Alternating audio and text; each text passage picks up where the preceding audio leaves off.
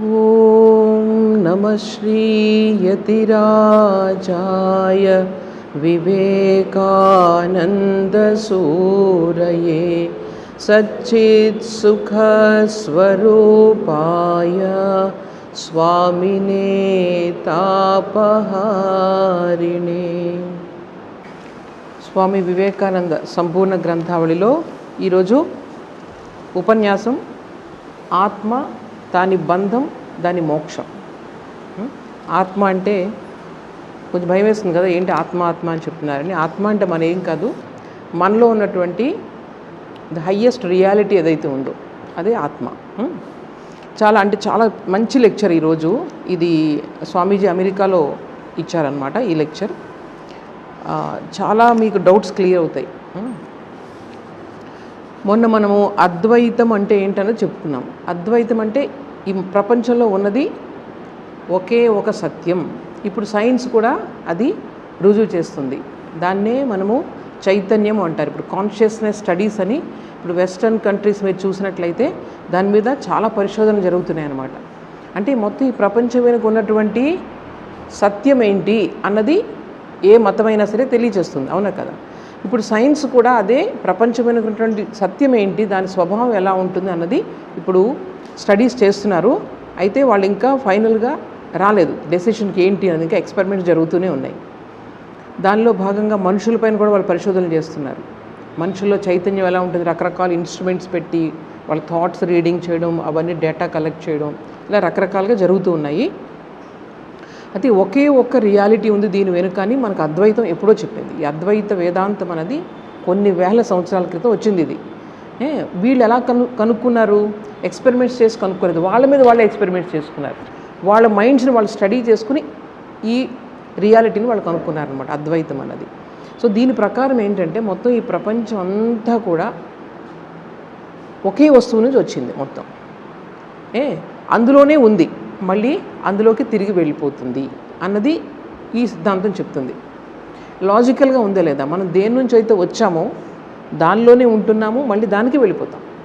దాన్నే మనం భగవంతుడు ఒక్కొక్కడు ఒక్కొక్క పేరుతో పిలుస్తారు, కానీ ఉన్నది ఒకటే కదా సత్యం. మనం ఏ పేరుతో పిలిచినా సత్యం మాత్రం ఒకటే. మనకు తెలియక నేను చెప్పిందే కరెక్ట్ అని అనుకుంటాం మనకు, కానీ యాక్చువల్గా ఉన్న సత్యం ఒకటే. మనం అర్థం చేసుకునే విధానంలో తేడా ఉంది కాబట్టి మనం భగవంతుని రకరకాలుగా అర్థం చేసుకుంటున్నాము. రకరకాలు మహాత్ములు వచ్చారు, వాళ్ళ యొక్క అభిప్రాయాలు వాళ్ళు చెప్పుకుంటూ వెళ్ళారు.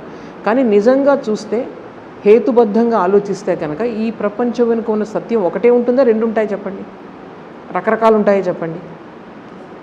ఇప్పుడు ఒకటే ఉంటుంది. రామకృష్ణ పరమహంస మనకు ఒక ఎగ్జాంపుల్ చాలా చక్కగా చెప్పేవారు. ఏంటంటే కొంతమంది ఒక 5 అంధులు ఉన్నారంటే దృష్టి లేని వాళ్ళు. వాళ్ళకి ఏనుగు ఎలా ఉంటుందో తెలియదు వాళ్ళకి, వాళ్ళ 5 కూడా. వీళ్ళు ఏనుగుని ఒక చోట పెట్టి మీరు వెళ్ళి చూడండి, అక్కడ మీరు స్పర్శించి చూడండి ఏనుగు ఎలా ఉంటుందో మీకు అర్థమవుతుంది అని చెప్పి పంపించారు వాళ్ళని. సరే దగ్గరికి వెళ్ళాడు ఒక అతను, తొండం పట్టుకున్నాడు. దగ్గరికి వెళ్ళి వెతుక్కుంటూ తొండం తగిలింది. తొండం పట్టుకుంటే ఆహా ఏనుగు గొట్టంలా ఉంటుంది అనుకున్నాడు అని చెప్పాడు వచ్చేసి. ఇంకొక అతను ఏం చేశాడు, కాలు పట్టుకున్నాడు. వీళ్ళు పొట్టిగా ఉన్నాడు, కొంచెం కాలు పట్టుకున్నాడు. అప్పుడు వాళ్ళు ఏం చెప్పారు, స్తంభంలా ఉంటుంది ఏనుగు అని చెప్పారు. వెనక నుంచి వెళ్ళిన అతను ఏం చేశాడు, తోక పట్టుకున్నాడు. తోక పట్టుకుని ఏనుగు తాడులా ఉంటుందని చెప్పాడు. ఇంకొక అతను వచ్చి ఏం చేశాడు, చెవి పట్టుకున్నాడు. చెవి పట్టుకున్న వాళ్ళు ఏమని చెప్పారు, చేటలా ఉంటుందని చెప్పారు. ఇంకొక అతను వెళ్ళి మధ్యలో పట్టుకున్నాడు, గుండ్రంగా ఉంది పొట్ట, ఆ కుండలా ఉంటుందని నేను చెప్పాడు. మరి ఏది కరెక్ట్ చెప్పండి, ఇందులో ఏది కరెక్ట్ చెప్పండి. అన్నీ కరెక్టే, ఒక్కొక్కరు ఒక్కొక్క రకంగా చూశారు. దాన్ని ఉన్నది మాత్రం ఒకటే వస్తువు. ఎవరికైతే దృష్టి సరిగా ఉందో, అంటే ఎవరికైతే అంతర్దృష్టి జాగృతమయ్యిందో వాళ్లకు భగవంతుడు అనేది అన్నీ కలిపి ఇది వేరు ఇది వేరు అని అనుకోరు ఎప్పుడు కూడా. మనం వేరే వేరే మతాలు ఉన్నాయి, ఇప్పుడు వేరే వేరే మతాలు ఉన్నాయి, ఒక్కొక్కరు ఒక్కొక్క రకంగా చెప్తున్నారు. మీరు భగవంతునికి వెళ్ళే విధానంలో వేరు ఉండొచ్చు, కానీ భగవంతుని మాత్రం ఒకటే. మీరు ఒక రాముడని పిలవండి, కృష్ణుడు అని పిలవండి, అల్లా అని పిలవండి, క్రీస్తు అని పిలవండి, ఏదన్నా సరే ఒక్కటే భగవంతుడు. సో ఈ ఉదాహరణ చూడండి, రామకృష్ణ పరమహంస చెప్పేవారు అనమాట. సో ఎవరికైతే దృష్టి నిజంగా భగవంతుని చూశారో, భగవంతుని యొక్క తత్వం అర్థమైందో వాళ్ళకి తెలుసు ఇవన్నీ ఒకటే అని. ఎవరికైతే సంకుచిత దృష్టి ఉంటుందో, సరైన మిడిమిడి జ్ఞానం అంటారే, అటువంటి వాళ్ళే భగవంతుడు ఇలాగే ఉంటాడు అలాగే ఉంటాడు, ఇదే కరెక్ట్ అదే కరెక్ట్ అని చెప్తారు. లేకపోతే ఇది అర్థమైందా మీకు? సో ఉన్నది ఒకటే సత్యము, ఆ సత్యం ఇంత మాత్రమే అని మనం ఎవరు కూడా చెప్పలేము. నాకు తెలిసిందే భగవంతుని గురించి అని నేను చెప్పలేను. ఎందుకంటే నీకు లిమిటేషన్ ఉందా లేదా? మీ కళ్ళకి ఇంద్రియాలకి, మీ మైండ్కి అన్నీ అర్థం చేసుకోగలరా? ఈ ప్రపంచంలో ఉన్నవన్నీ అర్థం చేసుకోగలరా? మన మైండ్ అర్థం చేసుకోగలరా చెప్పండి? ఈ ప్రపంచంలో ఉన్న విషయాలన్నీ అర్థం చేసుకోగలదా మైండ్? అందువల్ల భగవంతుడు అంటే మొత్తం మనకి ఇంద్రియాలకు కూడా అతీతమైనటువంటి ఒక వస్తువుని ఎలా అర్థం చేసుకుంటావు ఒక మైండ్తో? అందువల్ల భగవంతుడిని ఇంత మాత్రమే అని ఎప్పుడు చెప్పొద్దు. భగవంతుడికి ఇదే అని మాత్రం ఎవరు చెప్పలేరు అని చెప్పి రామకృష్ణ పరమహంస చెప్పేవారు చాలా చక్కగా. సరే, ఇప్పుడు చూడండి, మనము అంటే భగవంతుడి డెఫినేషన్ ఎలా ఇచ్చారంటే మనకు వేదాంతంలో, మన హిందూ ధర్మంలో ఏం చెప్తారు? భగవంతుడి డెఫినేషన్ చూడండి. ఎక్కడి నుంచి అయితే మనం అందరం వచ్చామో, ఎందులో అయితే ఉంటున్నామో, మళ్ళీ ఎక్కడికి వెళ్తామో అదే భగవంతుడు అన్నారు. అక్కడ ఎవరు వీళ్ళు వాళ్ళని ఏ పేరు చెప్పలేదు. ఇది లాజికల్గా ఉందా లేదా? ఇప్పుడు ముస్లిమ్స్ ఉన్నారనుకోండి, అల్లా నుంచి వచ్చాము, మన అల్లాలోనే ఆయన కృపతోనే జీవిస్తున్నాము, వాళ్ళు అందులోకి వెళ్తామంటారు. వీళ్ళు హిందువులు ఉన్నారనుకోండి, మీరు రాముడు అనో కృష్ణుడు అనో విష్ణుమూర్తి అనో ఏదో రకరకాలు, ఎవరు దేనిని నమ్మితే దాని నుంచి ఆయనే హయ్యెస్ట్ అని అనుకుంటారు. అవునా కదా? సో ఇదనమాట. కానీ వీళ్ళు డెఫినేషన్ ఎలా ఇచ్చారో చూడండి వేదాంతంలో. ఎవరు ఇంకెప్పుడు ఈ డెఫినేషన్ మారదు. భగవంతుడు అంటే ఎక్కడి నుంచి వచ్చామో మళ్ళీ ఎక్కడికి వెళ్తున్నామో అదే భగవంతుడు. సో దానికి వీళ్ళు ఏం పేరు పేరు లేదు. యాక్చువల్గా పేరు పెట్టి మనము దాన్ని లిమిట్ చేయలేం భగవంతుడిని. దాన్నే బ్రహ్మన్ అన్నారు. బ్రహ్మన్ అని ఎందుకు అన్నారంటే పరబ్రహ్మం అంటారు చూడండి. బ్రహ్మం ఒక్కటే, పరబ్రహ్మం ఒక్కటే, పాట విన్నారా? సో ఈ పరబ్రహ్మము అంటే, బ్రహ్మము అనే పదానికి సంస్కృతంలో అర్థము పెద్దది అని అర్థం. బృహత్ అంటే ఈ ప్రపంచంలో అన్నిటికన్నా పెద్దది అది. అందుకని బ్రహ్మన్ అని పేరు పెట్టారు. సో దాని నుంచే ఈ ప్రపంచం అంతా వచ్చింది. మళ్ళీ దానిలోకి వెళ్ళడం అంటే అర్థం ఏంటి? దాని నుంచే ఒక ట్రైన్లో వచ్చేసింది, మళ్ళీ ట్రైన్లో వెనక్కి వెళ్ళిపోతుందని కాదు కదా. దాని నుంచి వచ్చింది, వచ్చి మనం మర్చిపోయామలేదు ప్రపంచాన్ని. మనం ఎంతసేపు భగవంతుని గుర్తుంచుకుంటున్నామా? 24 గంటలు గుర్తుంటున్నాడు భగవంతుడు. కానీ భగవంతుడి నుంచే వచ్చాము మనం. భగవంతుడు కూడా మన లోపల ఉన్నాడు కాబట్టి పని చేస్తున్నాం మనం. కానీ మనకి ఎప్పుడు గుర్తుండట్లేదు. ఎందుకు? దాన్నే మాయ అన్నారు, భ్రాంతి అన్నారు. మాయా భ్రాంతి. దీనివల్ల ఏంటంటే మనము భగవంతుని తెలుసుకోలేకపోతున్నాము. ఏంటి మాయా భ్రాంతి అంటే? మనకు ఇంద్రియాల వల్ల కలిగేటువంటి భ్రాంతి. ఇంద్రియాలకి తెలిసిందే కరెక్ట్ అనుకుంటున్నాం. మన పంచ ఇంద్రియాల ద్వారానే కదా జ్ఞానం వస్తుంది. అదే కరెక్ట్ అనుకుంటున్నాం మనం. అది భ్రాంతి అనమాట. ఇంద్రియాల యొక్క భ్రాంతి. ఇంద్రియాల వెనకే మనసు తిరుగుతూ ఉంటుంది. ఎటుపక్క కన్ను వెళ్తే మైండ్ కూడా అట్లా వెళ్తుంది. అప్పుడే నీకు అది జ్ఞానం కలుగుతుంది, ఒక కోరిక కలుగుతుంది, అలా కలుగుతుంది అనమాట. సో ఇంద్రియాలు మనస్సుకి మనం పరిమితం చేస్తున్నాం భగవంతుడిని. కానీ అది కంప్లీట్ కాదు. ఇది ఏదైతే నీకు చూడండి, ఎగ్జాంపుల్ చెప్తున్నాను. సపోజ్ మీకు ఇంద్రియాలు మైండ్ కరెక్ట్గా ఈ ప్రపంచం గురించి తెలియచేస్తున్నాయి అనుకోండి, మళ్ళీ మీ అభిప్రాయాలు ఎందుకు మారిపోతూ ఉంటాయి? ఇప్పుడు ఈరోజు మీ ఇద్దరికి పరిచయం అయింది. ఈ అమ్మాయి ఈరోజు చాలా మంచిది అనిపించింది, మాట్లాడుకున్నారు మీరిద్దరు, చాలా మంచిది అనిపించింది. 4 రోజుల తర్వాత నీకేదో మొత్తానికి నేనేదో అంది అంటే వెంటనే నీ అభిప్రాయం మారిపోయిందా లేదా? అంటే చూడండి, ఎప్పుడు మార్చేస్తూ ఉంటుంది మైండ్. అక్కడ ఉన్నది ఒకే అమ్మాయి, కానీ నీ మైండ్ మారిపోతుందా లేదా? సో ఇది ఈ భ్రాంతి అంటే అది ఇంద్రియాల ద్వారా, మనసు ద్వారా నీకు ఎప్పుడు హయ్యెస్ట్ అసలు విషయం తెలియదు మీకు. దాన్నే భ్రాంతి అంటారు. సో ఈ భగవంతుడు ఏం చేశాడనమాట, కొన్ని రోజులు మీరు అలా భ్రాంతిలో ఉండండి అని చెప్పి ఇవన్నీ సృష్టించి బయట రంగురంగుల ప్రపంచాన్ని మన కోసం సృష్టించాడు. ఇంకెంతసేపు వాటి గురించి ఆలోచిస్తూ చూడండి, మీరు 99.99% మీరు ఏం చేస్తారు? ఈ ఇంద్రియాలకు ఏవైతే అనుకూలమైన విషయాలు వాటి గురించి ఆలోచిస్తూ ఉంటాము. ఏదో కోరిక, కళ్ళకి ఏదో చూడాలనిపించి సినిమాకి వెళ్తాం, ఏదో మంచిది వినాలనిపించింది మ్యూజిక్ పెట్టుకుంటాం. ఎంతసేపు వీటి మీదే మన దృష్టి ఉంటుంది చూడండి. కానీ దానికి ఏంటనమాట, మనకి ఈ ఇంద్రియాలు వెనకాల ఉండి మనసు కోరికలు కోరుతూ ఉంటుంది, అందులోకి వెళ్తుంది. లేకపోతే భవిష్యత్తు కోసం ఇంకా నేను ఇప్పుడు బాగున్నాను, చక్కగా మంచి ఇల్లు ఉంది, అన్నీ ఉన్నాయి, ఇంకా నేను తరతరాలుగా బాగుండాలంటే ఇంకా సంపాదించాలి. ఒక ఇల్లు ఉంది, ఒక 4 ఇల్లు కొనుక్కుందాం, ఎందుకంటే నా పిల్లలు కూడా సుఖంగా ఉండాలి. అంటే నీ కోరికలు తీర్చుకోవడానికి, లేకపోతే ఇంకా సంపాదించి పెట్టుకోవడానికి, వీటి గురించి. కొంతమంది ఇక జ్ఞానం సంపాదించుకోవాలి, ఇంకా ప్రపంచం గురించి తెలుసుకోవాలి, అలా కొంతమంది ఆలోచిస్తారు. చూడండి, మనం ఎప్పుడు కూడా వీటి మధ్య తిరుగుతూ ఉంటాం. మీరు ఆలోచించండి, ఏ ఆలోచన సరే దీన్ని దాటి బయటికి వెళ్ళదు. ఇది ఎవరు చెప్పారో తెలుసా? మన ఋషులు చెప్పారు. 4 విషయాలు మనుషులకు లక్ష్యాలు. మనం ఏం చేసినా సరే, ఒకటి ధర్మం, అర్థం, కామం, మోక్షం. మీరు ఏదన్నా నాకు ఒక్క విషయం చూపించండి, ఈ నాలుగిటికి వేరుగా ఏదైనా ఉందేమో. ప్రతి వాళ్ళు కూడా అర్థం అంటే ఏంటన్నమాట, డబ్బులు ఎంతసేపు సంపాదించుకోవాలి, అది సంపాదించుకోవాలి, ఇది కొనుక్కోవాలి, అది కొనుక్కోవాలి, అది అర్థం. అలాగే కోరిక అంటే నాకు ఇది కావాలి, అది కావాలి, అది కావాలి, కోరిక. సో ఇవి రెండు కూడా కొంతమంది ధార్మికంగా మంచి చేయాలి, కొంతమందికి నలుగురికి కొంచెం మంచి చేయాలి, ఇది ధర్మంలోకి వస్తుంది. కొంచెం మంచి దీనికన్నా కొంచెం ఎక్కువ అనమాట. అర్థ కామాలు రెండింటికన్నా కొంచెం ఎక్కువ. దాని తర్వాత లాస్ట్ది ఏంటి, మోక్షం. మోక్షం అంటే బాబా రోజు ఇదే విసుగు, రోజు ఒకటే తిండి తినడం, రోజు ఒకటే జీవితం అంతా ఇదేనా అని అనిపిస్తుంది కొంతమందికి. ఎంతమందికి అంటే వేలల్లో ఒకరికి ఎదురుగా అనిపిస్తుంది. లేకపోతే ఎవరికి ఈరోజు కష్టపడినా మళ్ళీ రేపు సుఖం వస్తుంది కదా అని ఆశతో మనం బ్రతికిస్తూ ఉంటాం. కానీ కొంతమందికి మాత్రం ఇదేంటి జన్మల జన్మ ఇదేనా, రోజు రోజు ఇదేనా, ఒకటేనా అని చెప్పి ఏది అసలు ఈ సత్యం ఏంటి ప్రపంచంలో, ఏది శాశ్వతంగా ఉంటుంది, ఇవన్నీ ఈరోజు కొనుక్కున్నాను మళ్ళీ రేపు ఇంకోటి కొనుక్కోవాలనిపిస్తుంది, ఏ రోజు కూడా నా కోరిక తీరటం లేదే, మరి శాంతి ఎప్పుడు కలుగుతుంది ఈ మనసులో, నాకు శాంతి ఎప్పుడు కలుగుతుంది అని ఆలోచిస్తారు కొంతమంది. ఆలోచించి దీనికి ఏమైనా మార్గం ఉందా అని ఆలోచిస్తారు. అది మోక్ష మార్గం అంటారు దాన్ని. ఇవి మూడు కూడా ప్రవృత్తి మార్గము, ఇది నివృత్తి మార్గము. ప్రవృత్తి అంటే అనమాట ఇంద్రియాలన్నీ కూడా విషయ వస్తువుల వైపు వెళ్ళిపోతూ ఉంటాయి. నివృత్తి అంటే లోపలికి వెళ్తాయి. సో ఇవి రెండు మార్గాలు చూడండి ఎంత చక్కగా చెప్పారో. సో ఈ 4 మార్గాల్లో కూడా మనకు ఈ మోక్ష మార్గం అన్నది ఏంటనమాట, ఈ మాయ నుంచి బయటపడ్డాం. ఇప్పుడు మొన్న ఎగ్జాంపుల్ మీకు ఒకటి చెప్పాను. ఎక్కడైనా ఎండమావిని చూస్తాం కదా, మన రోడ్డు మీద వెళ్తున్నప్పుడు నీళ్ళు ఉన్నాయనిపిస్తూ ఉంటాయి. నెక్స్ట్ టైం మళ్ళీ మనం చూసాం అనుకోండి, అదే రూట్లో వెళ్తున్నారు మీరు, మళ్ళీ నాకు నీళ్లు అలాగే కనిపించింది. అప్పుడు వెంటనే మీకు ఆ భ్రాంతి పోతుందా లేదా, లాస్ట్ టైం నేను నీళ్ళు అనుకున్నాను కాదు ఇది అని చెప్పి నెక్స్ట్ టైం మీరు భ్రాంతిలో పడరు. సో ఈ విధంగా ఈరోజు కూడా మనకున్న రిలేషన్స్ కానీ మనుషులు కానీ ఎంతసేపు వీటి మధ్య కొట్టుకుని శాంతితో ఉండలేరు ఇద్దరు కలిసి. ఎందుకు ఈ ప్రపంచం చెప్పండి, ఇద్దరు కలిసి ఒక అభిప్రాయాలతో నీ అభిప్రాయాన్ని గౌరవించుకుంటూ నా అభిప్రాయాన్ని గౌరవించి ఇద్దరు కలిసి శాంతితో ఉండడం అనేది ఈ ప్రపంచంలో చాలా చాలా అరుదైన విషయం అనమాట. ఎందుకంటే మనం వీటిలోనే కొట్టుమిట్టాడుతున్నాం ఎంతసేపు కూడా, అసలు విషయాన్ని తెలుసుకోవడానికి ఎవరు ప్రయత్నించడం లేదు.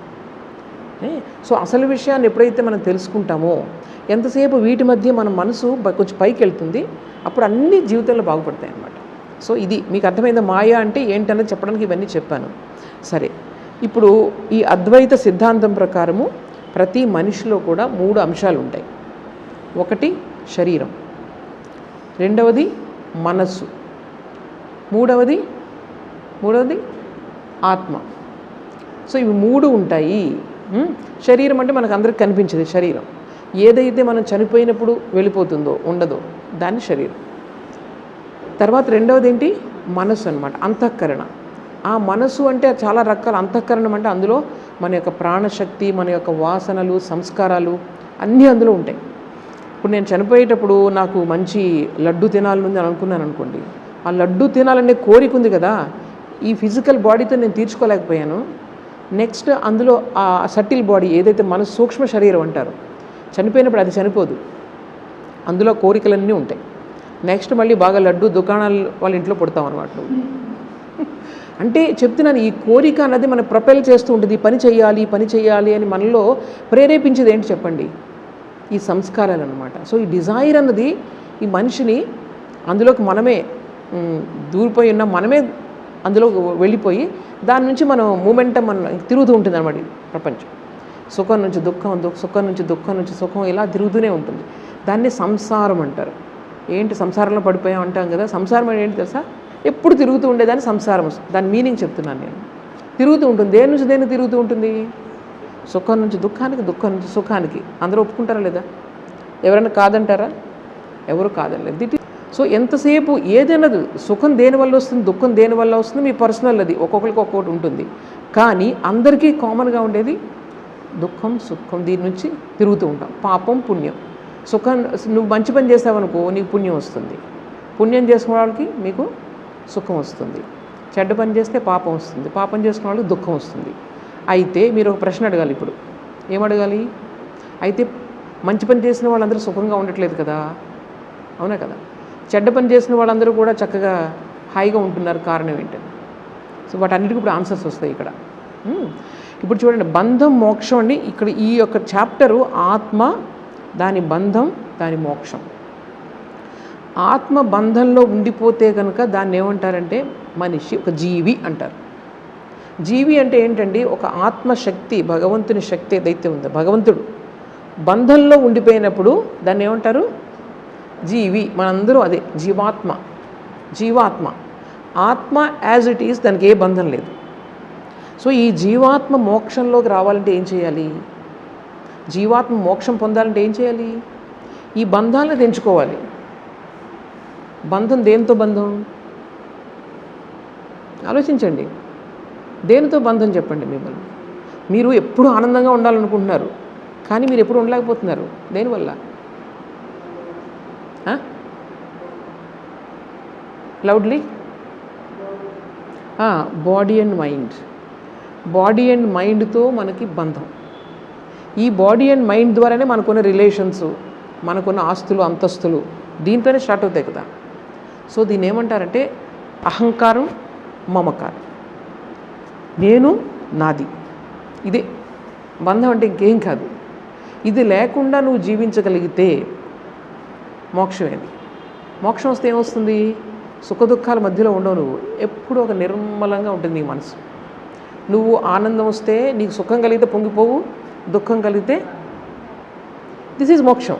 మోక్షం అంటే అందరూ అనుకుంటారు ముసలాళ్ళు అయిన తర్వాత మనం మోక్షం కోసం వెళ్ళాలి, కాశీ వెళ్ళాలి అనుకుంటారు. కాదు, అదే మన సమాజంలో చాలా పొరపాటు. ముసలివాళ్ళు అయిపోయిన తర్వాత ఇదంతా బాగా ఎంజాయ్ చేసేయండి లైఫ్, ఏడుస్తూ నవ్వుతూ మీరు ఎంజాయ్ చేయండి, ముసలివాళ్ళు అయిన తర్వాత మోక్షం గురించి ఆలోచించండి అంటారు. కాదు, చాలా పొరపాటు అది. ముందు నుంచి చిన్నపిల్లల నుంచి చెప్పాలి ఇది. ఏంటి తెలుసా, మీరు రోజు ఎప్పుడు ఏడుస్తూ ఎందుకు నవ్వుతూ అలా ఉండడం ఎందుకు, ఎప్పుడు ఆనందంగా ఉండొచ్చుగా. సుఖానికి దుఃఖానికి రెండిటికి ఎఫెక్ట్ అవునటువంటి, చలించినటువంటి మనసును తయారు చేసుకోవచ్చు కదా చిన్నప్పటి నుంచే. అప్పుడు ఈ ప్రాబ్లమ్స్ ఉండవు కదా, సైకలాజికల్ ప్రాబ్లమ్స్ ఏమి ఉండవు. సో చిన్నప్పటి నుంచి మనం నేర్చుకోవాల్సింది ఏంటనమాట, ఈ మోక్షం అంటే ఏంటంటే మన యొక్క ఈ అహంకార మమకారాల నుంచి బయటికి రావడం. అలాగని చెప్పేసి అన్నీ వదిలేసి నాకు ఎవరు వద్దు అట్లా అనడం కాదు. అందరినీ ప్రేమించాలి. కానీ అది అన్నీ కూడా భగవంతుడికి చెందినవి. భగవంతుడు లేకుండా మీకు అన్నీ కలుగుతున్నాయి. ఏదని చెప్పండి, ఏదో ఒక శక్తి మీకు ఇస్తుందనే కదా. అందువల్ల ఎప్పుడు అన్నిటిని కూడా భగవంతుడికి కనెక్ట్ చేసి మనం చేసుకున్నప్పుడు అందరినీ ప్రేమించండి. తల్లిని, తండ్రిని, భార్యని, భర్తను అందరూ చాలా ప్రేమగా ఉండాలి.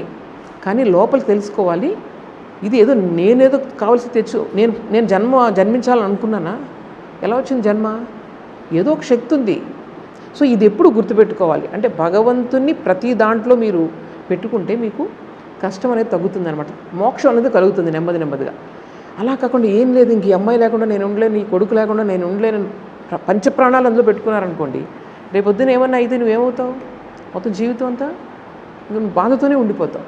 సో ఈ విధమైనటువంటి డిటాచ్మెంట్ని మనం ఫస్ట్ నుంచి అలవాటు చేసుకుంటే మనం ఆనందంగా జీవించగలుగుతాం. ఆనందంగా జీవించగలంటే వచ్చిన మన యొక్క కష్టాలు, సుఖాలను అనుభవించొద్దని చెప్పట్లేదు ఇక్కడ. కొంచెం అర్థం చేసుకొని కాన్షియస్గా జీవించండి. మైండ్ని ఒక ట్రైనప్ చేసుకొని జీవించండి అని చెప్తున్నారు. ఓకే, ఇప్పుడు ఇందులో చూడండి, నేను చెప్పాను కదా 3 భాగాలు ఉంటాయి జీవాత్మలో. ఒకటేంటి, శరీరం, మనస్సు, ఆత్మ.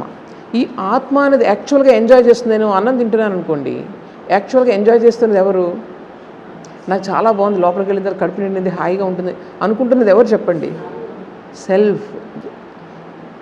ఇట్ ఈస్ ద ఎంజాయర్ యాక్చువల్గా. నేను అనుకుంటున్నాను, నేను తింటున్నా, బాగుంది అనుకుంటున్నాను.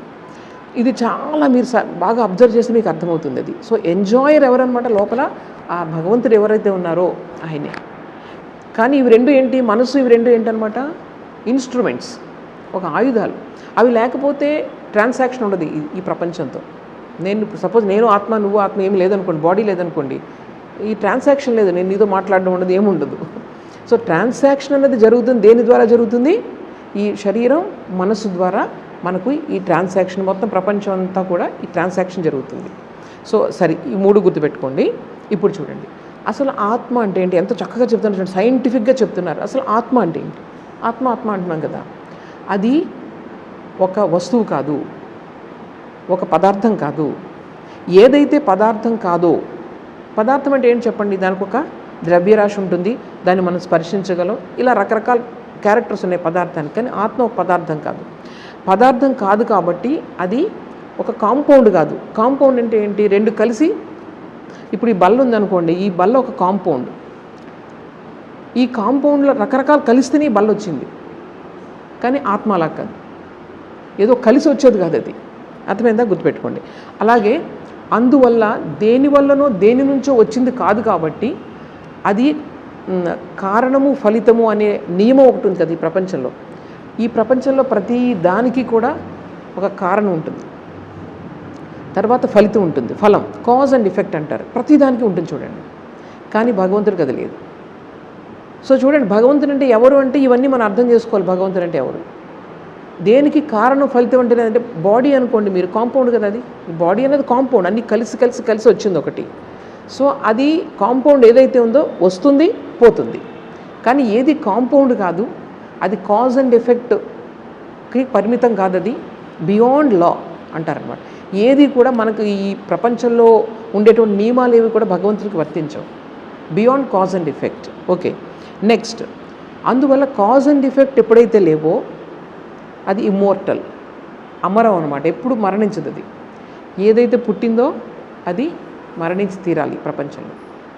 ఒక్క భగవంతుడు ఏదైతే ఉందో, శక్తి ఉందో, ఏనాడు మరణం లేదు.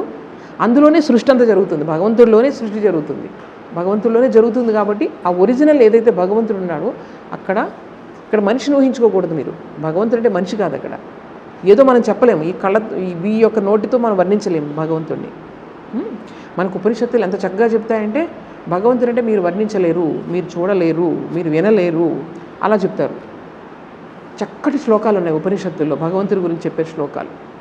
సో ఈ అంటే చూడండి, దేనినైతే కన్నులు చూడలేవో కానీ కళ్ళు దేని ద్వారా పనిచేస్తున్నాయో, దేనినైతే చెవులు వినలేవో కానీ చెవులు దేని ద్వారా పనిచేస్తున్నాయో, ఇటువంటి డెఫినేషన్ సంస్కృతిలో ఎంత మంచి శ్లోకాలు ఉన్నాయి. సో ఇది భగవంతుడు అంటే మన సనాతన ధర్మంలో, హిందూ ధర్మంలో, భారతదేశంలో ఎప్పుడో కొన్ని వేల సంవత్సరాల క్రితం రాసిన శ్లోకాలు ఇవన్నీ కూడా. తర్వాత ఇవన్నీ ఏంటనమాట, మనకి ఆలంబన కోసం రకరకాల దేవీ దేవత విగ్రహాలు ఎందుకు వచ్చాయంటే మనం అటువంటి భగవంతుని ఊహించుకోలేం కదా. సో ఒక ఆకారం ఏదో ఉంటే కనుక వెంటనే మనం అది గుర్తుపెట్టుకోవడం ఈజీ. అందుకని ఇవన్నీ వచ్చాయి. కానీ చివరికి చేరాల్సింది ఎక్కడికి? ఆ నిరాకార నిర్గుణ ఆ భగవంతుడు ఎవరైతే ఉన్నారో అక్కడికే చేరాలి. అది మన వాళ్ళు చెప్పింది. అర్థం చేసుకోండి బాగా. సో ఇప్పుడు నేనేం చెప్పాను, ఇమ్మోర్టల్ భగవంతుడు అంటే ఎప్పుడూ మరణం లేదు. మరణం లేదు కాబట్టి ఆద్యంతాలు లేవు, ఆది అంతం లేవు. ఈ ప్రపంచంలో సృష్టిలో ప్రతిదానికి ఆది అంతం ఉన్నాయి, ప్రతిదానికి. సృష్టికి మాత్రం ఆది అంతం లేదు. ఎందుకంటే భగవంతుడి నుంచి అది వచ్చింది, భగవంతుడి నుంచి వస్తూ ఉంటుంది, మళ్ళీ కొంచెం పైకి వస్తుంది, మళ్ళీ లోపలికి వెళ్ళిపోతుంది, మళ్ళీ వస్తూ ఉంటుంది. అంటే ఉన్నట్ట లేనట్ట సృష్టి మొత్తం యాజ్ ఇట్ ఈజ్గా మీరు తీసుకుంటే అది భగవంతుడిలో ఉంది కదా ఎప్పుడు కూడా. అందువల్ల బ్రహ్మ అనేది ఏదైతే చెప్పానో భగవంతుడు ప్లస్ ఈ సృష్టి అన్నీ రెండు కూడా ఆద్యంత రహితాలు, ఆది అంతం లేనటువంటివి. సో ఈ భగవంతుడి నుంచి సృష్టి ఎలా వస్తుందండి అంటే మాయాశక్తి, శక్తి వల్ల వస్తుంది. ఒక శక్తి ఉంది ఆయనలో, ఆ శక్తి రెండు కలిసి ఉంటాయి. ఎప్పుడైతే ఇది మేనిఫెస్ట్ అవుతూ ఉంటుందన్నమాట. ఆ శక్తినే మనం ఇప్పుడు దేవి అంటాం కదా, అమ్మవారు అంటాం. అదంతా మీరు ఎక్కడ చూసి కనకదుర్గ అమ్మవారి ఇదంతా ఆ శక్తికి ప్రతిరూపం అనమాట. సో మనది ఈ ఫిలాసఫీ మెయిన్ ఇది. మనం ఈరోజు ఈ పూజించేదంతా కూడా ఏంటనమాట, ఈ శక్తి రూపంలో, దేవీ రూపంలో పూజించేది శక్తి. ఆ శక్తిని మనం పూజించినప్పుడు ఈ మాయా ప్రపంచం నుండి మనం బయటకు వస్తాం. ఈ మాయాజాలం నుంచి మనం బయటకు వచ్చి అసలు తత్వాన్ని మనం తెలుసుకుంటాము. ఎక్కడ తెలుసుకుంటాం? ఇక్కడే మీకు అర్థమవుతుంది, ఇక్కడే ఆ శక్తి ఉంది అని చెప్పి అర్థమవుతుంది అనమాట. సో అర్థమైందా? అందుకే చూడండి మన దాంట్లో శివపార్వతులు, తర్వాత లక్ష్మీనారాయణులు, ప్రతిదానికి కూడా శక్తిని యాడ్ చేస్తారు. ఆ స్టోరీలు అలాగ మనకు గుర్తుంటాయని స్టోరీలు చెప్తూ ఉంటారు. కానీ యాక్చువల్గా ప్రతిదానికి శక్తి ఉంటుంది. ఎందుకంటే శక్తి లేకుండా సృష్టి లేదు. సో ఆ సృష్టి యొక్క తత్వాన్ని అర్థం చేసుకోవాలి అంటే కనుక ఆ శక్తినే శరణు వేడాలి మనం. నాకు కొంచెం దారి చూపించు, ఆవిడ పక్కకు తొలగకపోతే, అందుకని ఒక తల్లి కింద మనం పెట్టుకున్నాం అనమాట అది. ఎందుకంటే తల్లి అంటే దగ్గర కదా మనకి రిలేషన్, తొందరగా మన తల్లి అంటే మనం రిలేట్ చేసుకోగలం. అందుకని స్త్రీ రూపంలో అయితే తొందరగా అమ్మవారిని, ఏ కష్టం వచ్చినా అమ్మ ఊళ్ళో పడుకుంటే ఎక్కడ లేని కష్టాలు పోతాయి, అవునా కదా. సో భగవంతుని స్త్రీ రూపంలో ఆరాధించేది కేవలం భారతీయ సంస్కృతికి ఎక్కడా లేదు. దీని వెనుక రహస్యం ఏంటంటే ఇది తాత్వికంగా ఒక ఇది ఉంది, తర్వాత ఇమోషనల్గా కూడా మనం తల్లితో రిలేట్ చేసుకుంటూ ఉంటాం. సో ఇదనమాట. ఇక్కడ నేనేం చెప్పాను, no beginning and no end. ఎవరికి? భగవంతుడికి లేదు, ఆ శక్తికి లేదు, రెండు ఒకటే. రెండింటిని విడదీయలేం మనం. ఈ బొమ్మకి ఇటు అటు అనమాట. అది లేకుండా ఇది లేదు, ఇది లేకుండా అది లేదు. సో రెండు ఇంపార్టెంటే, అవునా కదా? సో చూడండి, దానికి బిగినింగ్ లేదు, ఎండింగ్ లేదు అంటే దానికి ఏ ఆకారం లేదు. ఇది ఒకటి చాలా ఇంపార్టెంట్ అయిన విషయం. దేనికైతే ఆకారం లేదో దాని నుండే రకరకాల ఆకారాలు వస్తాయి. దేనికి ఆల్రెడీ ఆకారం ఉందనుకోండి, ఇంకా దాని నుంచి ఆకారాలు ఎన్ని వస్తాయి? రావు కదా. బాగా ఆలోచించండి. ఎగ్జాంపుల్ మీరు అది చెప్పండి, నాకు సముద్రం నీళ్ళు ఉన్నాయి, నీళ్ళకి ఆకారం ఉందా? కానీ మీరు ఎందులో వేస్తే ఆకారం వస్తుందా లేదా? చూసారా? ఏదైతే ఫామ్లెస్ ఉందో దాన్నే డిఫరెంట్ ఫామ్స్ కింద వస్తుంది, అసంఖ్యాకమైన ఫామ్స్ రావచ్చు. బంగారానికి ఆకారం ఉందా? బంగారం అనగానే మీకు నగలు గుర్తొస్తున్నాయి. బంగారానికి ఆకారం లేదు, మీకు నగలకు ఆకారం ఉంది. అర్థమైందా? దేనికైతే ఆకారం లేదో స్వతహాగా దాన్ని రకరకాల ఆకారంలోకి మనం తీసుకెళ్ళచ్చు. మట్టికి ఆకారం ఉందా? సో మట్టి నుంచి ఎన్ని రకాలు తయారు చేయొచ్చు. ఇది గుర్తుపెట్టుకోండి. మీరు ఎక్కడైనా చూడండి, దీనికి వ్యతిరేకంగా ఏమైనా కనిపిస్తే నాకు వచ్చి చెప్పండి. ఇవన్నీ నేను చెప్తున్నా కాదు, ఇవన్నీ మన ఋషులు, ప్రాచీన కాలంలో ఋషులు చెప్పినటువంటి ఈ ప్రపంచాన్ని చూసి వాళ్ళు ఎంతో ధ్యానించి ఈ ప్రపంచం యొక్క తత్వాన్ని తెలియజేస్తున్నారు. ఎక్కడ మూఢనమ్మకాలు కానీ ఏమీ లేవు. ఇక్కడ ఉన్నది ఉన్నట్టు ప్రపంచాన్ని సైంటిఫిక్గా ఆలోచించి మనకు చెప్పిన సత్యాలు అన్నమాట ఇవన్నీ కూడా. సో ఇక్కడ చూడండి, ఆకారం లేదు. ఓకే, దేనికైతే ఆకారం లేదో అది అన్ని చోట్ల వ్యాపించి ఉంటుంది. ఒప్పుకుంటారా? దేనికైతే ఆకారం లేదో అది అన్ని చోట్ల వ్యాపించి ఉంటుంది. ఆకాశానికి ఆకారం లేదు. ఆకాశం కూడా ఎందులో ఉంది? భగవంతుడిలో ఉంది. మనం జస్ట్ ఒక ఎగ్జాంపుల్ కింద చూసుకుంటున్నాం మనం. సూర్యరశ్మి ఉంది కదా, సూర్యరశ్మికి ఆకారం ఉందా? సన్లైట్ ఆకారం ఉందా? That's why it is all pervading. So భగవంతుని ఎగ్జాంపుల్గా చెప్పాలంటే ఈ 3 ఎగ్జాంపుల్స్ చెప్తారు మనకి. ఒకటేంటి? సూర్యరశ్మి, రెండవది ఆకాశం, మూడవది సముద్రం. మనకు అర్థమయ్యేలా చెప్పాలంటే ఎలాగ నిరాకారమైనటువంటి భగవంతుడి నుంచి ఆకారం ఎలా వచ్చి ఇన్ని ఆకారాలు ఎలా వచ్చాయని చెప్పడానికి, మనకు అర్థం చేసి చెప్పడానికి ఇవన్నీ ఈ 3 ఎగ్జాంపుల్స్ చాలా ఎక్కువగా వాడుతూ ఉంటారనమాట. తర్వాత ఇంకొకటి, ఇది దీనికి ఆకారం లేదు అంటే ఇది మళ్ళీ ఇంకొకటి ఎప్పుడు ఉంటుంది. ఇది ఈరోజు వచ్చి రేపు పోయేదంటే అది భగవంతుడు ఎలా అవుతుంది? ఎప్పుడు ఉండాలి, నిత్యం. సో నిత్యం, ఏకం, అద్వితీయం ఇవన్నీ కూడా భగవంతుడి డెఫినేషన్స్ హిందూ ఫిలాసఫీలో.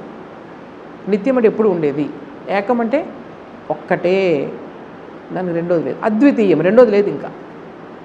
సో ఈ విధంగా చెప్తారు. చాలా మంచి డెఫినేషన్స్ ఉన్నాయి. మీకు ఇంట్రెస్ట్ ఉంటే నేను తర్వాత ఇస్తాను. శ్లోకాలు ఉన్నాయి, మంచి శ్లోకాలు. సో ఓకే, ఇప్పుడు చూడండి, మనం ఇప్పుడు బంధం మోక్షంలోకి నెమ్మదిగా వస్తున్నాము. ఆత్మ అంటే ఏంటో తెలుసుకున్నాము. ఆత్మకి బంధం మోక్షం ఎలా కలుగుతుందని చూడండి. ఇప్పుడు మనకి ఈ మైండ్లో ఈ యొక్క థాట్స్ ఉన్నాయి.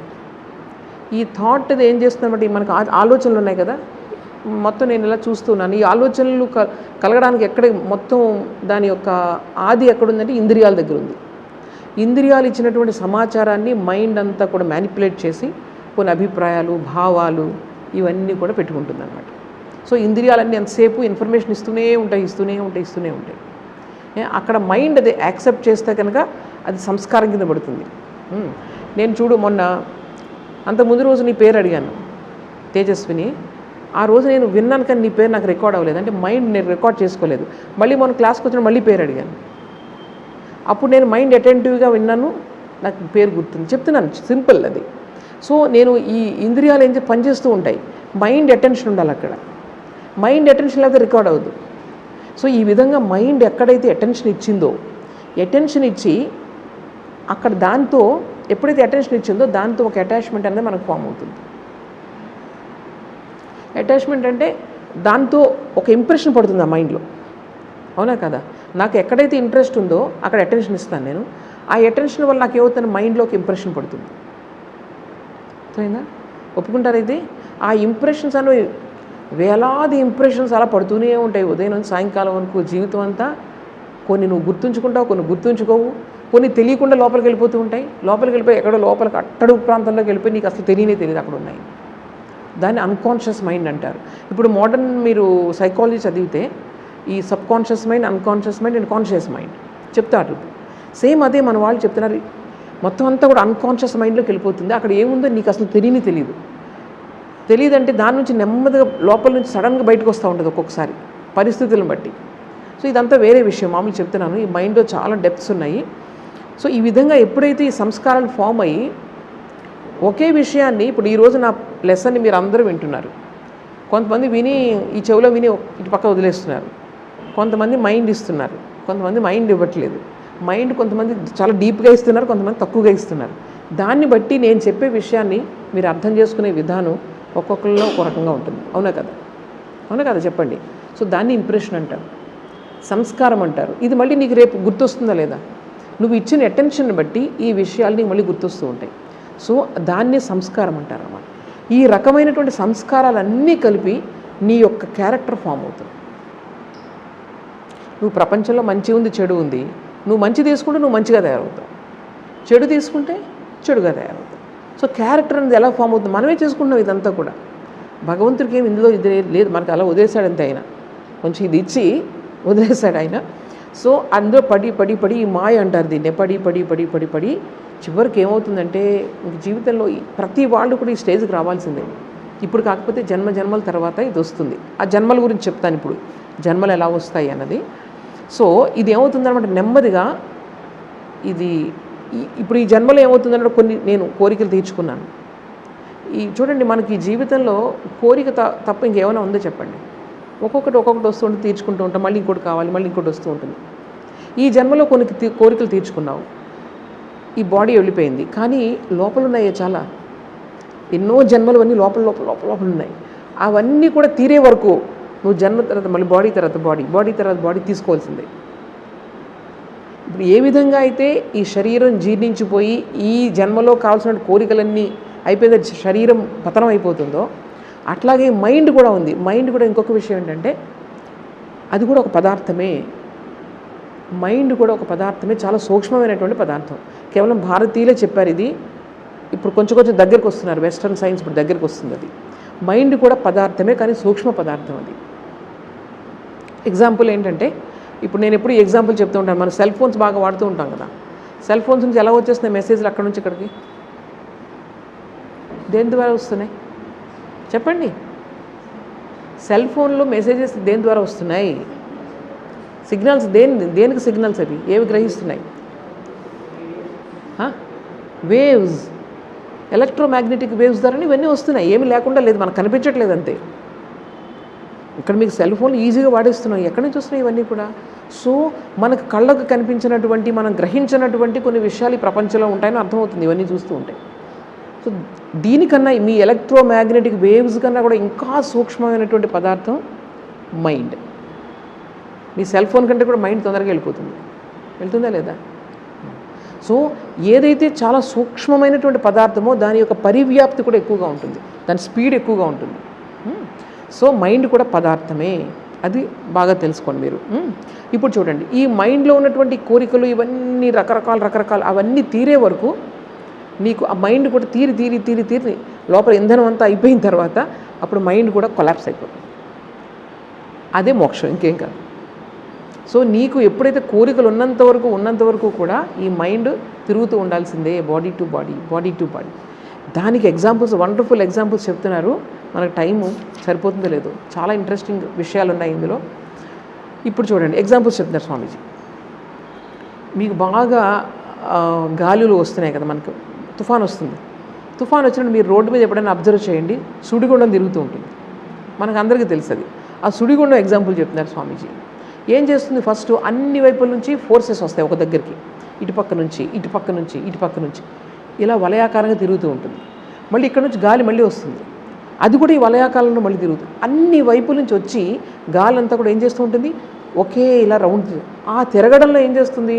క్రింద ఉన్నటువంటి ఇసుక, మట్టి ఇవన్నీ కూడా దగ్గర ఒక చోట పోగు చేస్తుంది. ఇంకా ఏమైనా కాగితాలు, తర్వాత ఏంటంటారు ఇవి చిన్న గడ్డి ముక్కలు ఏమున్నా సరే అవన్నీ తీసుకొచ్చి ఒక చోట పెడుతుంది. కొంతసేపు తిరుగుతుంది. అక్కడ తిరిగిపోయిన తర్వాత మళ్ళీ గాలి ఇంకో చోట ప్రయాణం చేస్తుంది. అక్కడికి వెళ్ళి మళ్ళీ అక్కడ రౌండ్ తిరగడం మొదలు పెడుతుంది. సో సో స్వామీజీ ఏమంటారంటే ఈ ఫోర్స్ ఇవన్నీ ఏమన్నాయంటే నీ మైండ్, నీ సంస్కారాలు. నీ సంస్కారాల యొక్క ఫోర్స్తో నువ్వేం చేస్తావు, మెటీరియల్స్ని అక్కడి నుంచి అన్ని కలెక్ట్ చేసుకొని నువ్వు ఒక బాడీ నువ్వే తయారు చేసుకుంటున్నావు. ఈ బాడీ నేనే తయారు చేసుకున్నది. నేనే తయారు చేసుకోవడం అంటే నీ కోరికలు, నీ యొక్క పాస్ట్ జన్మలో ఉన్నటువంటి నీ యొక్క ఇంప్రెషన్స్ నువ్వన్నీ ఆహ్వానించి లోపలికి తీసుకెళ్ళినవే. దానిని బట్టి నీ బాడీ తయారవుతుంది. సో మనము అటువంటి తల్లిదండ్రులను వెతుక్కుంటాం అనమాట. నీకు నెక్స్ట్ జన్మలో ఏ బాడీ కావాలనుకుంటున్నావో, ఏ కోరికలు తీర్చుకోవాలనుకుంటున్నావో ఆ ఫోర్స్ అంతా కూడా నిన్ను ఒక ఫ్యామిలీలో, అక్కడ ఆ వాతావరణం ఉన్నటువంటి ఫ్యామిలీలో జన్మించేలా చేస్తుందన్నమాట. అర్థమైందా? సో ఈ విధంగా జన్మ అన్నది మనమే చేసుకుంటున్నాము. ఈ మూమెంటం ఒకదాని నుంచి ఒకటి వెళ్ళడం అన్నది మనమే, మన మైండ్లో ఉన్నటువంటి మన మైండ్ గతిని బట్టే జన్మ కూడా అవుతుంది.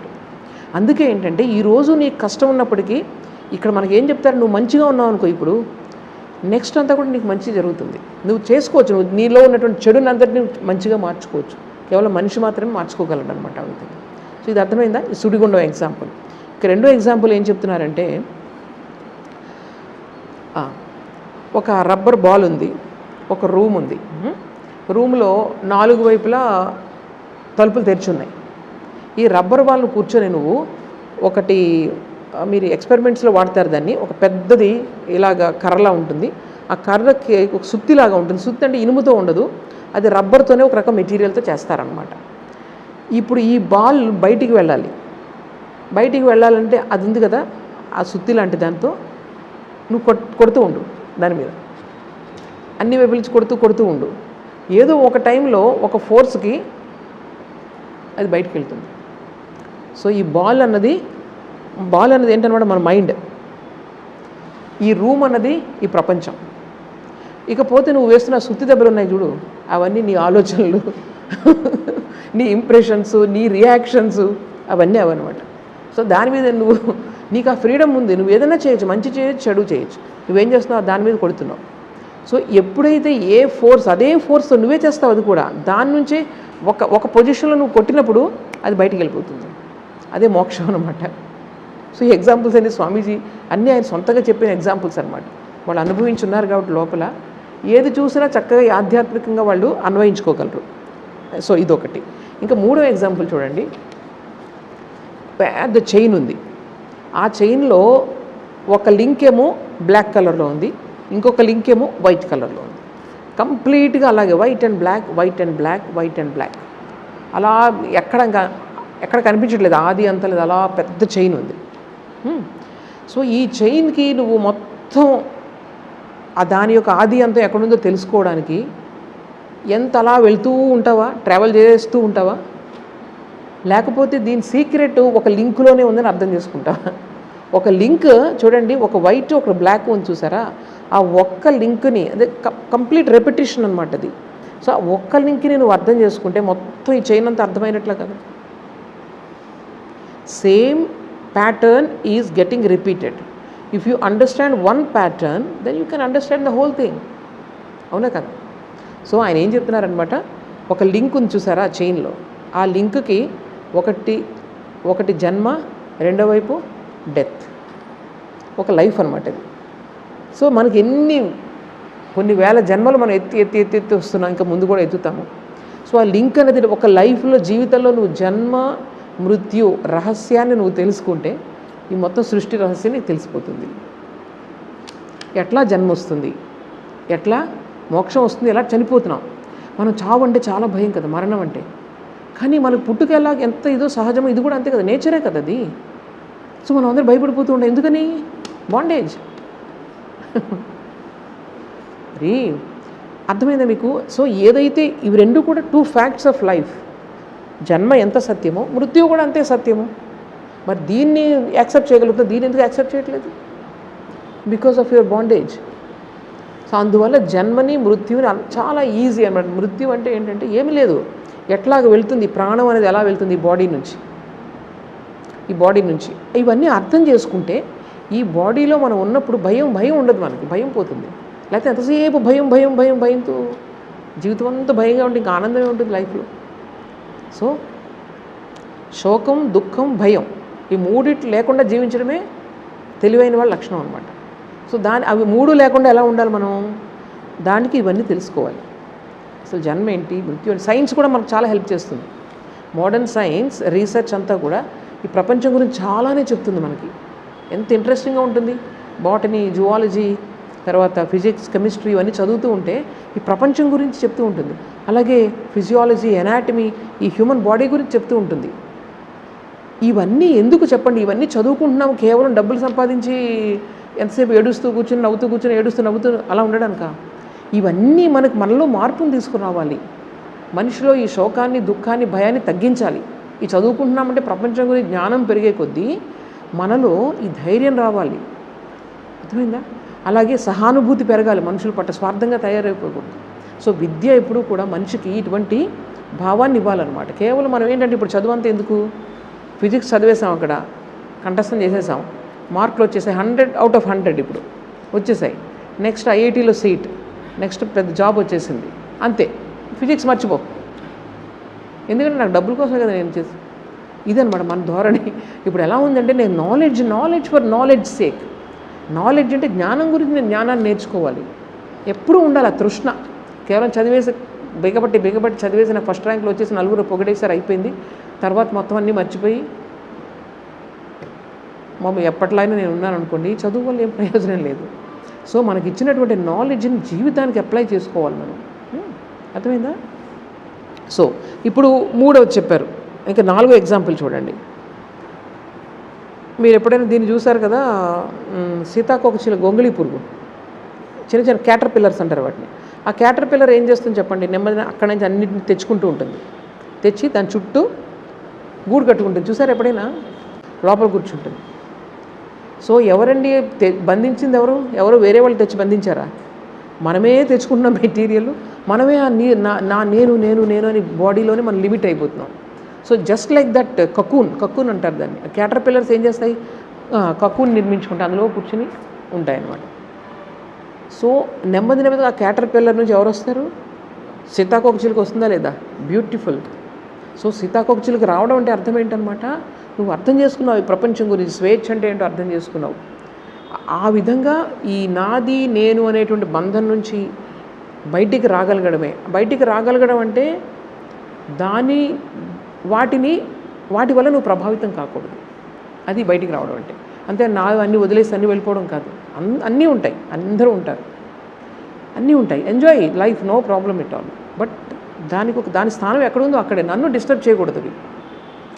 ఇప్పుడు నాకు ఆనందం ఇవ్వడానికి ఈ వస్తువులన్నీ ఉండాలి తప్ప వస్తువుల వల్ల నేను కష్టపడకూడదు కదా. అది నేర్చుకోవాల్సింది. సో సంసారంలో ఉండండి, ఈ ప్రపంచంలో ఉండండి, కానీ ప్రపంచాన్ని మీలో ఉండనివ్వద్దు. రామకృష్ణ పరమహంస చెప్పేవారు, మీరు ఓడ వెళ్తూ ఉంటుంది గంగా నదిలో, మీరు ఓడపైన ఉండండి, చక్కగా తేలుతూ వెళ్ళండి, హాయిగా వెళ్ళండి. కానీ ఓడకు ఒక రంధ్రం పెట్టారనుకోండి, నీళ్ళన్నీ లోపలికి ఓడ మునిగిపోతుందా లేదా?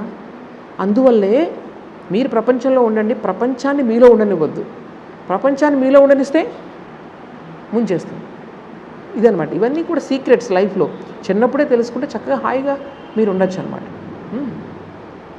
చాలామంది తల్లిదండ్రులు భయపడతారు, ఇవన్నీ పిల్లలకు చెప్పేస్తే వాళ్ళకి ఎక్కడ ఇదైపోతుందో, వాళ్ళకి సంసారం పైన విరక్తి వస్తుందో.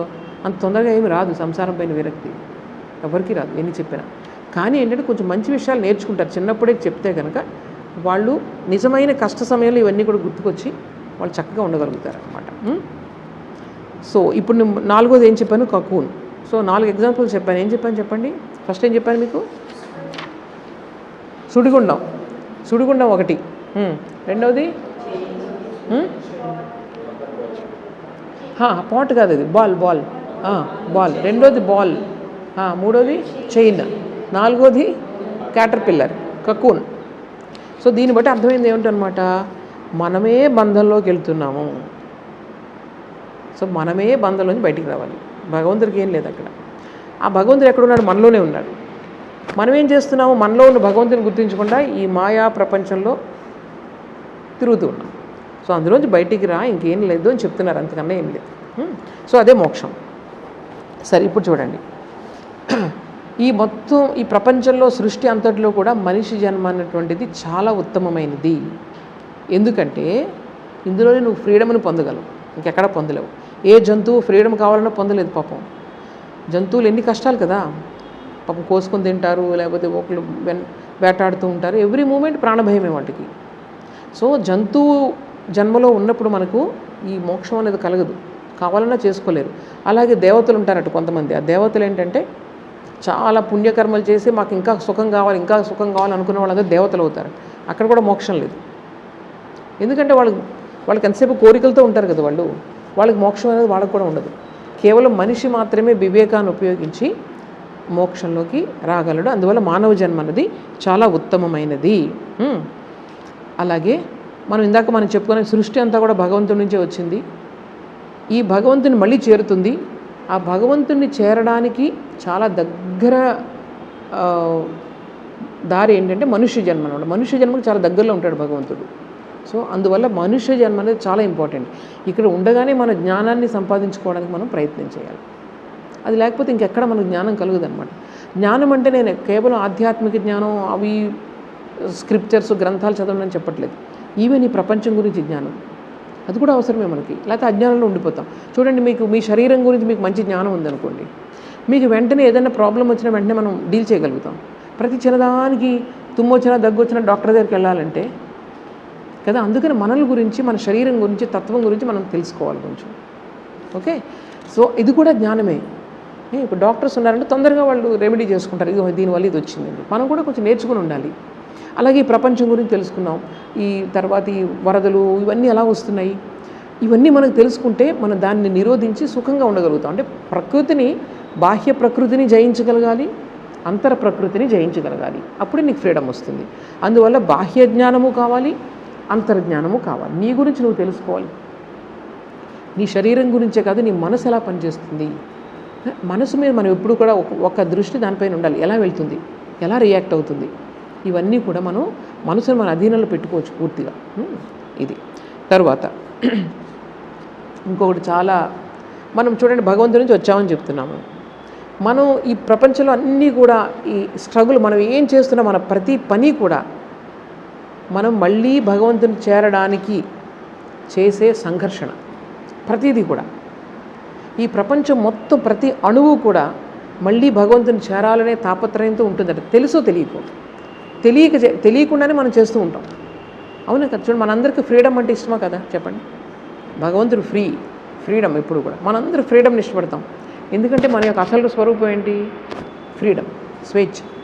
అంతేనా కదా. మనల్ని ఎవరన్నా పైనుంచి ఎవరన్నా మనకు శాసిస్తుంటే మనకు నచ్చదు. మనకు ఫ్రీడమ్ ఇస్తే హాయిగా ఉంటాం కదా. స్కూల్లో కాదు, ఇంట్లో కాదు. ఎక్కువ శాసిస్తూ ఉంటే మనం భరించలేము. We want freedom. సో ఈ విధంగా ఏంటన్నమాట, లోపల జ్ఞానం కావాలి, ఇది తెలుసుకోవాలి, అది తెలుసుకోవాలి. మన జ్ఞాన స్వరూపులం కాబట్టి మన జ్ఞానం తెలియాలనే ఇది కలుగుతుంది అన్నమాట. అలాగే ఎప్పుడు ఉండాలని కోరుకుంటాం మనం. ఎందుకని? మనకు తెలుసు ఎప్పుడు ఉండలేమని చెప్పేసి. ఒక మనిషిగా ఎప్పుడు ఉండలేమని మనకు తెలుసు. కానీ ఎందుకు కోరుకుంటున్నాం మనం ఎప్పుడు ఉండాలని? లోపల మనం ఎప్పుడు ఉండేటటువంటి తత్వం మనలో ఉంది. ఆ భగవంతుని యొక్క తత్వం ఇక్కడ ఉంది కాబట్టి ఎప్పుడు ఉండాలని కోరుకుంటున్నాం. భగవంతుడు ఆనంద స్వరూపుడు కాబట్టి ఎప్పుడు ఆనందం గురించి మనం ప్రాకులాడుతూ ఉంటాం. సో ఇది ప్రతి కదలిక, ఈ చెట్టు ఇలా కదులుతుంది, ఏది ఈ ప్రపంచంలో ప్రతి కదలిక కూడా మళ్ళీ భగవంతుని చేరాలనేటువంటి సంఘర్షణ మాత్రమే అని స్వామి వివేకానంద చెప్తున్నారు. సో ఈ సంఘర్షణ ఏదైతే ఉందో దీన్నే సంసారం అంటారు. సంసారం అంటే తిరగడం. దాని నుంచి బయటికి రావాలి అన్నది చాలా కొద్దిమంది కలుగుతుంది. ఆ కొద్దిమందిలో వాళ్ళు స్వేచ్ఛగా జీవించగలుగుతారు అనమాట. ఈ చిన్న చిన్న వాటికి డిస్టర్బ్ అవ్వకుండా చక్కగా ఎప్పుడు నిశ్చలంగా ఉండగలుగుతారు. సో అందువల్ల ఈ వేదాంతం ఏదైతే ఉందో, ఈ అద్వైత వేదాంతం ఏం చెప్తుందనమాట, మీకు నిజంగా జీవితంలో ఆనందం కావాలంటే ఈ బయట వస్తువుల్ని వదిలేసేయండి అంటే వస్తువులను వదిలేయమంటలేదు, వాటి పట్ల ఆకర్షణ వదిలేసేయండి. ఉంటే ఓకే, ఎంజాయ్ చేస్తాం, లేదంటే ప్రాబ్లం లేదు. అర్థమైందా ఇది? సో ఏదైనా సరే మీకు నిజమైన ఆనందం పొందాలంటే కేవలం త్యజించడం, దాన్ని వదలడం కానీ నువ్వు ఆనందం పొందగలవు. దాన్ని పట్టుకొని కూర్చుంటే నీకు రోజు రోజుకి ఇంకా పెరిగిపోతూనే ఉంటుంది. సో ఇది చాలా ఆర్ట్ ఆఫ్ లివింగ్ అంటారు దీన్ని. ఒక జీవించే ఒక కళ, నైపుణ్యం. అందరూ జీవించేస్తున్నాం, అది ఏదో రకంగా అందరూ జస్ట్ ఒక జంతువులు ఎలా జీవిస్తున్నాయో జస్ట్ బై ఛాన్స్ జీవించేస్తూ ఉన్నాం. కష్టం వస్తే ఏడుస్తాం. ఇది కాదు జీవితం అంటే. జీవితాన్ని మన చేతుల్లోకి తీసుకోగలగాలి. మన చేతుల్లోకి తీసుకోగలను అంటే అర్థం ఏంటనమాట, ఏది నన్ను ఊరికే డిస్టర్బ్ చేయలేదు. అటువంటి స్టేట్ని మనం తీసుకొని రాగలగాలి.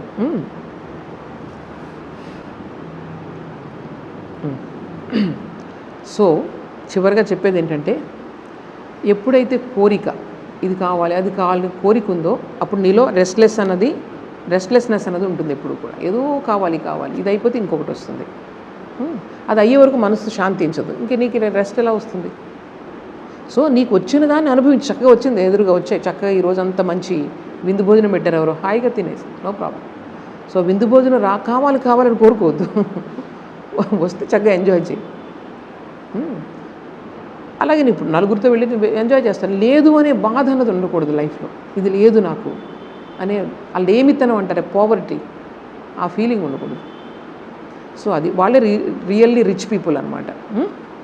ఓకే, ఇది ఇంకా చివరిగా చెప్తున్నారు ఏంటంటే, ఇంకొక విషయం చెప్తున్నారు, 2 ఎక్స్ట్రీమ్స్ ఏవైనా సరే ఎప్పుడూ ఒకేలా ఉంటాయి ఈ ప్రపంచంలో.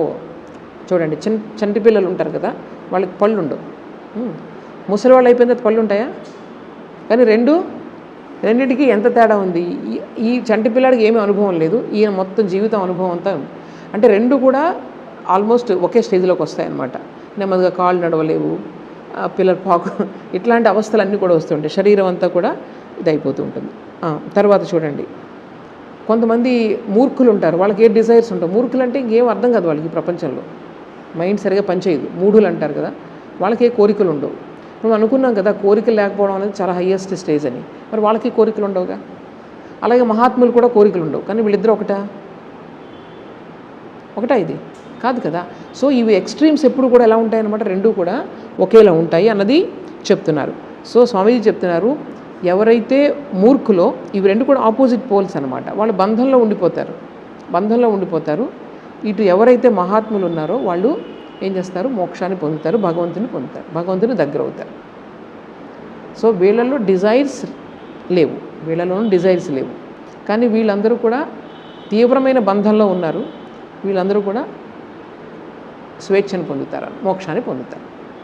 ఇది ఈరోజు పాయింట్స్ అన్నీ ఇవి. చివరి పాయింట్ నేను చెప్పాను కదా, 2 ఎక్స్ట్రీమ్స్ ఆర్ ఆల్వేస్ అలైక్, చూడడానికి ఒకేలా ఉంటాయి. చూడండి, లో ఫ్రీక్వెన్సీ అయినా మన సౌండ్ వినలేము, హై ఫ్రీక్వెన్సీ అయినా సౌండ్ వినలేము. అలాగే లైట్ వేవ్స్ హై ఫ్రీక్వెన్సీ అయినా మీరు చూడలేరు, లో ఫ్రీక్వెన్సీ అయినా చూడలేరు. అవి 2 కూడా ఒకే ఎఫెక్ట్ని చూపిస్తాయి అన్నమాట. సో ఇది చాలా రకాల ఇంపార్టెంట్ విషయాలు చెప్పారు స్వామీజీ. ఇప్పుడు మీకు ఏమైనా ప్రశ్నలు అనుమానాలు ఉంటే అడగచ్చు ఈ చెప్పిన దాంట్లో.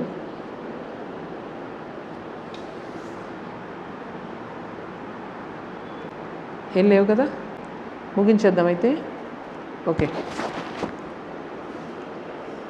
ఓం అసతో మా సద్గమయ తమసో మా జ్యోతిర్గమయ మృత్యోర్మా అమృతంగమయ. ఓం శాంతి శాంతి శాంతి. హరి ఓం తత్సత్. శ్రీరామకృష్ణార్పణమస్తు.